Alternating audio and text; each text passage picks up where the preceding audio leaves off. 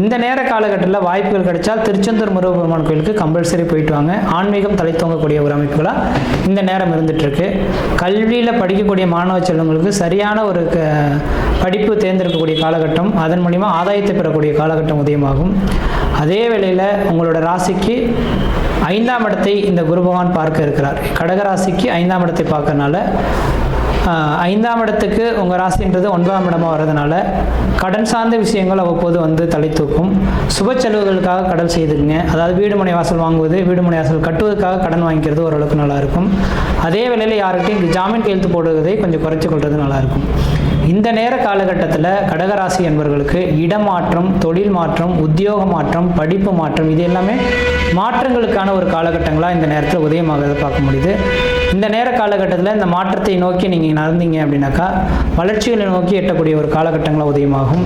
அதனால் இந்த வருட காலகட்டத்தில் குரு பயிற்சியில் ஒரு சிந்தித்து செயல்படக்கூடிய காலகட்டமும் அதே நேரில் ஆதாயத்தையும் பெறக்கூடிய ஒரு காலகட்டமாகவும் உதயமாகிறத பார்க்க முடியுது.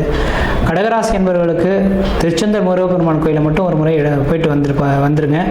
மழை போல் வரக்கூடிய பிரச்சனைகள் பனி போல் விலகும். மற்ற விதத்தில் உங்களுக்கு எந்த விதத்தையும் தோஷங்களோ பாதிப்புகளோ சொல்கிறதுக்கான வாய்ப்புகள் கிடையாது. சீரும் சிறப்புமாகவே இருப்பீங்க, நலமாக இருப்பீங்க. நன்றி, வணக்கம்.